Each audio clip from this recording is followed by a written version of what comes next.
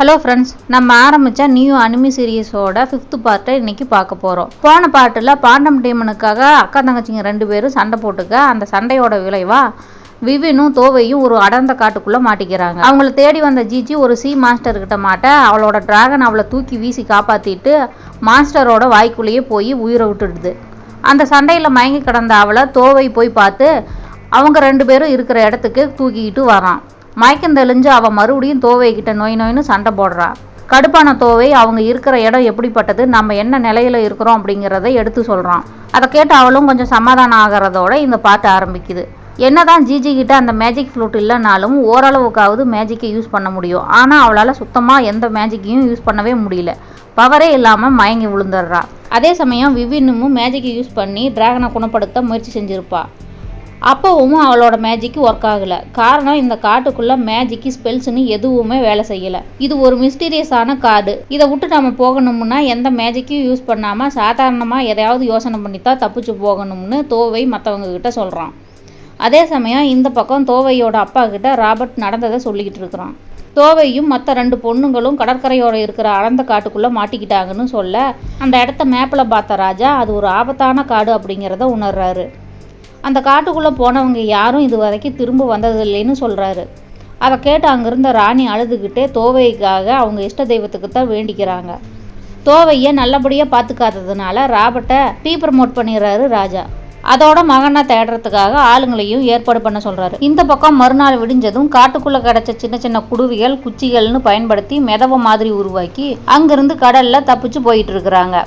அடிப்பட்ட டிராகனை கூட்டிகிட்டு வர முடியாததால் அதை அங்கேயே விட்டுட்டு வர்றாங்க. தன்னோட டிராகனை பிரிஞ்சு வர்றதை நினச்சி விவின் அழுகிறா.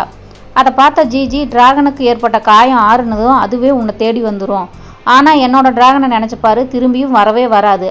நானே கம்முன்னு இருக்கிறேன், நீ ஏன் ஓவராக ஆக்ட் பண்ணுறேன்னு சொல்கிறான். இவ சமாதானம் பண்ணுறாளா திட்டுறாளான்னு புரியல.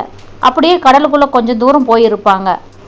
அப்போ தண்ணிக்குள்ளே கை வச்சு பார்த்துக்கிட்டு வந்த தோவைக்கு ஏதோ வித்தியாசமாக இருக்கிற மாதிரி தோணுது. அவன் முகம் மாறினதை பார்த்து என்னாச்சுன்னு ஜிஜி கேட்கறதுக்குள்ளேயே அந்த இடத்துல சுழல் உருவாக ஆரம்பிக்கும். இப்படி திடீர்னு சுழல் உருவானதால் அதை பார்த்ததும் 3 பேரும் அதிர்ச்சி ஆகிறாங்க. பாண்டம் டீமன் பயந்து திரும்பவும் விவின் கையில் இருந்த ஒரு புத்தகத்துக்குள்ளேயே போய் மறைஞ்சிக்குது. அப்படியே கொஞ்சம் கொஞ்சமாக சுழல் பெருசாக அதில் மாட்டி இவங்க மெதவை உடஞ்சி செதறுது. இவங்களும் ஆளாளுக்கு ஒரு பக்கமாக தெரிச்சு கடலுக்குள்ளே விழுகிறாங்க. அப்படியே மயங்கி கடலோட ஆழத்துக்கு போகிறாங்க. அடுத்த சீனில் ஏதோ ஒரு அழுக்கான இடத்துல மயக்கம் தெளிஞ்சு எழுந்திருக்கிறா விவின். மற்ற 2 பேரும் பக்கத்தில் மயங்கி தான் கிடக்குறாங்க. கடலுக்குள்ளே போனவங்க அங்கேயே ஏதோ ஒரு இடத்துல மாட்டிக்கிட்டாங்க போல.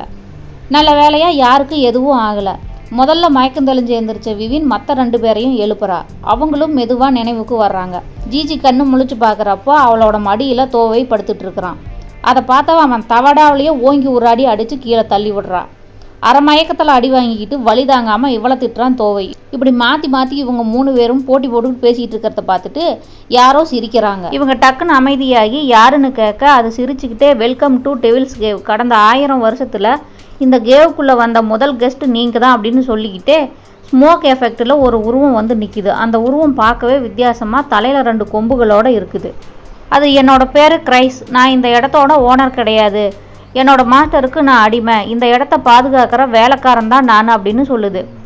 மற்ற 2 பேரும் அதை பார்த்து கொஞ்சம் ஜர்க்கானாலும் தோவை பயப்படாமல் 3 பேர் பேரையும் சொல்லி அறிமுகப்படுத்திக்கிறான்.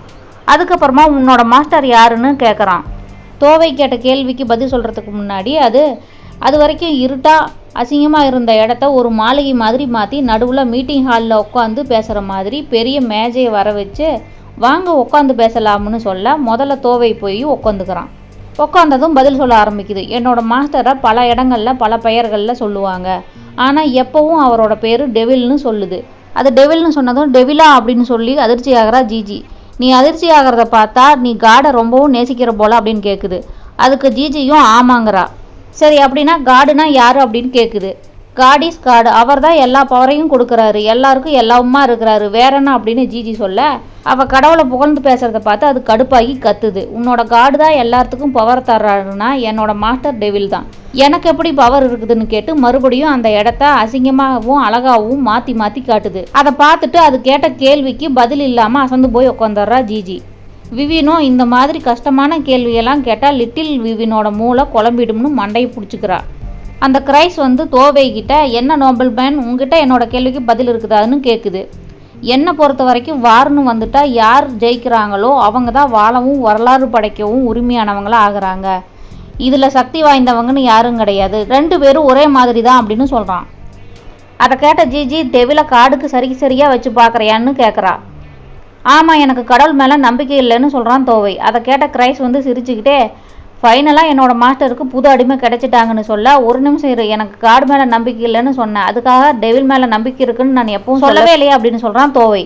அப்போ யார் மேலே தான் உனக்கு நம்பிக்கைன்னு கேட்க, எனக்கு என் மேலே மட்டும்தான் நம்பிக்கை இருக்குன்னு சொல்கிறான். இந்த ஐலாண்டுக்குள்ளே இது வரைக்கும் வந்தவங்களையே என்னை இந்த அளவுக்கு ஆச்சரியப்படுத்தினது நீ மட்டும்தான் அப்படின்னு சொல்லி தோவையை பாராட்டுது அந்த கிரைஸ். சரி, இப்போ நான் கேட்குற கேள்விக்கு பதில் சொல்லின்னு சொல்லிட்டு தோவையை இப்போ நாம் எங்கே இருக்கிறோம் அப்படின்னு சொல்லி கேட்குறான். அதுக்கு கிரைஸ் நாம் ஒரு பெரிய மான்ஸ்டரோட வயிற்றுக்குள்ளே இருக்கிறோம்னு சொல்லுது. அப்போ தான் நமக்கு காட்டுறாங்க ஜிஜியோட டிராகனை முழுங்கின மான்ஸ்டர் அந்த கடலில் நீந்திக்கிட்டு இருக்கிறத. அப்படின்னா இவங்க அந்த மாஸ்டரோட வயிற்றுக்குள்ளே இருப்பாங்க போல இருக்குது. இதுக்கு பதிலாக அந்த காட்டிலேயே மாட்டி இருந்திருக்கலாம். அடுத்த சீனில் இன்னொரு ஐஸ்லாண்டை காட்டுறாங்க. அங்கே தோவையை தேட சொல்லி ராஜா ஆர்டர் போட்டதுனால அவனை தேட 2 பேர் கப்பலில் ரெடி ஆகுறாங்க. அதில் ஒருத்தன் அந்த முட்டாள் இளவரசனை தேட நாம ஏன் அந்த ஆபத்தான இடத்த தேடி போகணும்னு கேட்குறான். அப்போ இன்னொருத்தன் நமக்கு தேவை பணம், அவங்களுக்கு தேவை இளவரசன், நம்ம இளவரசனை தேடி போகிறதா நினைக்காம நமக்கு தேவையான பணத்தை தேடி போகிறோம்னு நினச்சிக்கோ அப்படின்னு சொல்ல, இவங்க பேசிகிட்டு இருக்கிற அதே சமயம் சில நைட்ஸ் குரூப் அங்கே வருது. அதில் முகத்தை மறைச்சி வச்சுருந்த ஒருத்தன் ஒழுங்காக எங்ககிட்ட போட்டை கொடுத்துட்டு போங்கன்னு கழுத்துலையே கத்தி வச்சு மிரட்டுறான். அதுக்கப்புறம் என்னாச்சுன்னு தெரியல. போட் கிளம்பி கடலுக்குள்ளே போகிறத மட்டும் காட்டுறாங்க. இந்த பக்கம் 4 பேர்த்துக்கும் இடையில இன்னும் கேள்வியும் பதிலுமா தொடர்ந்து பேசிக்கிட்டு தான் இருக்கிறாங்க. தோவை இந்த இடத்த விட்டு எப்படி வெளியில் போகிறதுன்னு கேட்க, அதுக்கு அந்த கிரைஸ் வந்து என்னோட மாஸ்டர் கூட ஒரு கான்ட்ராக்ட் போட்டுக்கணும்னு சொல்லுது. அதை கேட்ட தோவை, நான் தான் ஏற்கனவே சொன்னேன்ல, எனக்கு காடு மேலேயோ டெவில் மேலேயோ எந்த ஒரு நம்பிக்கையும் இல்லைன்னு, அப்புறம் எப்படி டெவில் கூட நான் கான்ட்ராக்ட் போடுவேன்னு கேட்குறான். ரொம்ப வருஷத்துக்கு முன்னாடி வந்து மாட்டிக்கிட்ட ஒரு வீரனும் எங்ககிட்ட இதையே தான் சொன்னான். அவனோட பேர் அர்கன் ரோலாண்ட், அவன் பெரிய மாவீரன் அப்படின்னு சொல்லுது. அதை கேட்டு அவங்க 3 பேரும் அதிர்ச்சி ஆகுறாங்க. ஏன்னா அவங்களும் அர்கன் ரோலாண்ட் பற்றி கேள்விப்பட்டிருப்பாங்க. மேலே சொல்லுது, அவன் ஒரு பெரிய மாவீரன், கூடவே ஒரு மெஜிசியனும் கூட. அவனை யாரும் வெல்ல முடியாதபடி அவனுக்கு சக்திகள் கிடைச்சிது. அதுக்கு முக்கிய காரணம் அவன் டெவில் கூட போட்டுக்கிட்ட ஒப்பந்தம் தான் அப்படின்னு சொல்லுது. அதுக்கு தோவை 2 பேர்த்துக்கு இடையிலையும் நடந்த உண்மையான டீலிங் என்னன்னு கேட்குறான். அதாவது டெவில்கிட்ட இருந்து ஏதாவது கிடைக்கணும்னா அதுக்கு அவங்க எதையாவது சாக்ரிஃபைஸ் பண்ணணும். அது கூட இவனுக்கு தெரியாதா என்ன? கரெக்டாக பாயிண்டை பிடிச்சி கேட்குறான். அதை கேட்ட கிரைஸ், நான் அதுக்கு பதில் சொல்கிறேன், ஆனால் இந்த 2 சிஸ்டருக்கும் அது தெரியக்கூடாது அப்படின்னு சொல்லிட்டு ஜிஜியையும் விவினையும் மயக்கமடைய வைக்குது. ஜிஜி பொத்துன்னு மேஜ மேலேயே மயங்கி விழுகிறா. விவின் மேஜ மேலே விழுகிறதுக்குள்ள தோவை அவள் தலையை தாங்கி பிடிச்சி அப்படியே சேரில் சாய்ச்சி விட்றான்.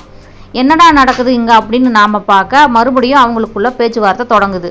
அப்படி தொடங்கின பேச்சுவார்த்தை எது வரைக்கும் போய் முடியுது, அவங்க இங்கேருந்து தப்பிச்சாங்களா இல்லையா அப்படிங்கிறத அடுத்த பார்ட்டில் பார்க்கலாம்.